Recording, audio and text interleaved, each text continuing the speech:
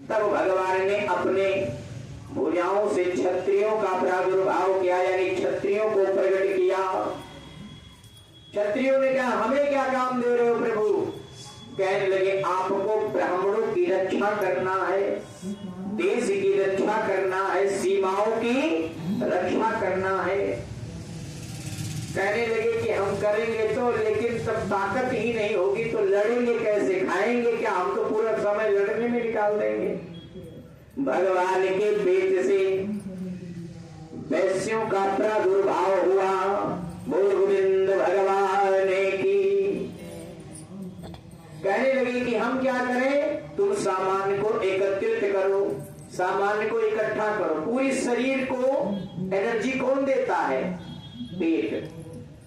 Sir में दर्द होगा तो भी पेटे में गोली खाओगे। ये नहीं कि सर में दर्द हो रहा है तो थोड़ा सा यहाँ पे चिपका लो बस सर ठीक हो जाएगा। ठीक हो जाएगा नहीं ना। उंगली में, पैर के अंगूठे में, नाखून में दर्द होगा तो कहाँ खाओगे गोली? पेट में। और पेट में गोली जाएगी और शरीर के किसी भी अंग में दर्द हो रहा होगा वो बिल्कुल वहीं से ठीक कर देगी। कहने लगे भैया तुम एक काम करो, पूरा व्यवस्था बनाओ और इनको खाने पीने की पूरी तरीके से व्यवस्था। कहने व्यवस्था हम करेंगे, लेकिन ये सब तब संभव होगा जब आप मेहनत करोगे। हम पूरा व्यवस्था करने में लग जाएंगे, मेहनत कौन करेगा? तब भगवान ने अपने चरणों से शूद्रों का प्रादुर्भाव किया। बोल गोविंद भगवान की। और जब शूद्रों का प्रादुर्भाव होता है, शूद्रों ने कहा हमें क्या करना चाहिए? कहने लगे प्रभु आप तो केवल जा करके अपना सारी सामग्री एकत्रित करो, सारे नियमों को एकत्रित करो और आप वैश्यों को सौंपो। वैश्य उसको बना करके कंप्लीट करके छत्री को खिलाएं और छत्री खा करके हष्ट पुष्ट तंदुरुस्त होकर के ब्राह्मणों की रक्षा करें। और ब्राह्मण खा पी करके ध्यान पूर्वक अध्ययन करके वेदों का पाठ करके प्राकृतिक में एक पॉजिटिविटी, प्राकृतिक में नेचर में एक सुंदर सा वातावरण, धर्म शास्त्र संस्कार का वातावरण बनाए। तो ये भगवान ने 4 वर्णों को जो बनाया वो 4 व्यवस्था के लिए बनाया गया। तो 4 व्यवस्था जो बनाई गई है ये भगवान के द्वारा ही बनाई गई है। और ध्यान रखना कलयुग में भगवान ने कर्म को प्रधान बनाया। किसको प्रधान बनाया?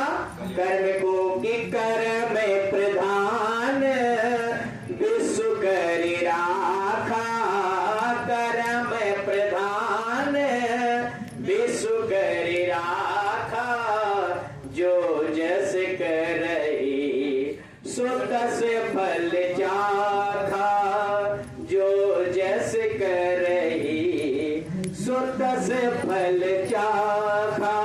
देखा कि कलयुग में कर्म प्रधान है, इसीलिए ब्राह्मण का प्रादुर्भाव हुआ है मुख से, लेकिन कोई मुख का पैर नहीं छूता। पैर किसका छुआ जाता है? चरणों का। किसी को प्रणाम करना होता है तो वो चरणों को ही छूते हैं। कोई नहीं कहता कि ब्राह्मण यहाँ से पैदा हुए तो यहाँ, लेकिन जब तिलक लगाया जाता है तो कहाँ लगाया जाता है? मस्तक पे लगाया जाता है। बोल गोविंद भगवान की। नियम बनाया गया कि जब आप चरण छूओगे तो चरण आशीर्वाद नहीं देगा आपको। आशीर्वाद कौन देगा? मुखमंडल आशीर्वाद देगा। यानी आप कोई भी कर्म कर रहे हो, अच्छा कर्म कर रहे हो, आपको ब्राह्मणों के द्वारा यानी मुख के द्वारा सदैव आशीर्वाद से संचित किया जाता है कि सदैव सुखी रहो। सर्वे भवन्तु सुखिनः, सर्वे सन्तु निरामया, सर्वे भद्राणि पश्यन्तु, मा कश्चित् दुःखभाग् भवेत्। सदैव सुखी रहो। इसी वर्ण को सदैव निरंतर मानना चाहिए। इधर शुक्राचार्य को बुला करके और राजा बलि यज्ञ पे यज्ञ करवाना शुरू कर दिए हैं। इधर वामन भगवान अब धीरे धीरे धीरे धीरे समय का इंतजार कर रहे हैं कि राजा बलि का यज्ञ शुरू हो और हम भिक्षा मांगने के लिए जाएं। और जब भगवान भिक्षा मांगने के लिए जाएंगे तो ये कल की कथा में आप लोगों को बताया जाएगा कि भगवान जब भिक्षा मांगने के लिए जाएंगे तो राजा बलि भिक्षा देते हैं नहीं देते हैं, शुक्राचार्य जी महाराज देने देते हैं कि नहीं देने देते हैं, ये कलावा क्यों बांधा जाता है, भगवान ने बलि के यहाँ कितना दिन तक निवास किया था, ये कल की कथा में आप लोगों को विस्तार पूर्वक बताया जाएगा। बोल गोविंद भगवान की, श्री कृष्ण गोविंद हरे मुरारी, हे नाथ सुदेवा, श्री कृष्ण गोविंद हरे मुरारी, हे नाथ सुदेवा, हे नाथ नारायण वासुदेवा, हे नाथ नारायण वासुदेवा, हे नाथ देवा, हे नाथ नारायण वासुदेवा, श्री कृष्ण गोविंद हरे मुरारी, वासुदेवा, श्रीमन्नारायण नारायण नारायण, श्रीमन्नारायण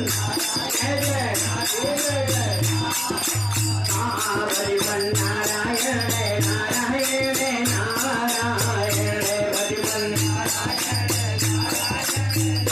हे नारायण जो नाम जपत है, नारायण जो रहो, हे मात पिता कुल नारायण, नारायण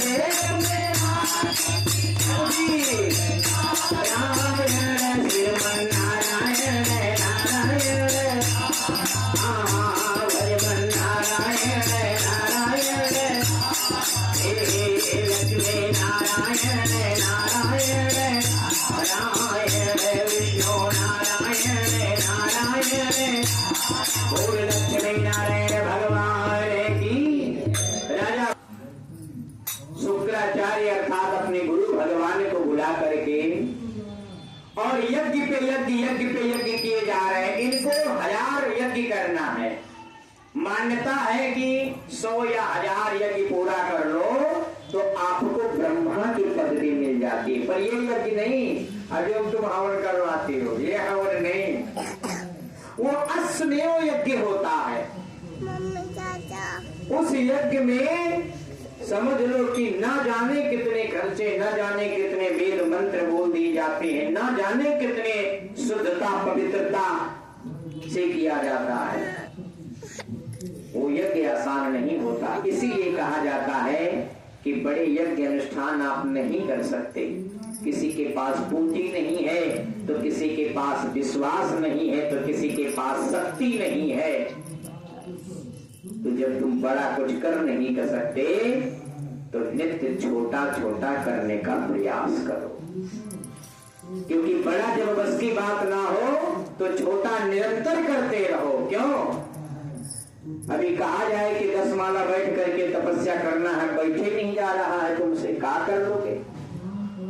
इसीलिए चलते फिरते भगवान का नाम, गुरु जी का नाम अपने मन में गुनगुनाते रहो, क्योंकि लिखा है कि कलयुग केवल नाम आधारा और सुमिर सुमिर नर उतरहि पारा।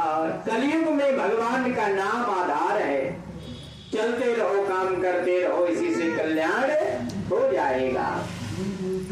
बहुत यज्ञ पूरी होती जा रही है, लेकिन बलि का यज्ञ भगवान पूरा नहीं होने देंगे। क्यों? क्योंकि भगवान राजा बलि पूजा पाठ अनुष्ठान तो कर रहे हैं, लेकिन अधर्म के रास्ते पे चल करके। क्यों? क्योंकि दूसरे का धन हड़प करके, दूसरे के धन की चोरी करके यदि आप यज्ञ भी कर रहे हो तो वो यज्ञ तुम्हारा किसी काम का नहीं माना जाता है। 100 रुपए की जगह 1 रुपया दान करो, 100 बात बोलने की जगह 1 बात बोलो, लेकिन अच्छा बोलो, सुंदर बोलो, अपने मेहनत का दान करो। ये नहीं कि वहां से चोरी कर लाए तो यहाँ तुम दान कर दिए तो सफल हो गए, नहीं, पर तुम्हारा कल्याण हो ना हो लेकिन उसका कल्याण जरूर हो जाएगा। इसीलिए अपने ही व्यवस्था कल की कथा में राजा बलि को भगवान विष्णु के द्वारा अर्थात वामन भगवान के द्वारा ठगा जाएगा।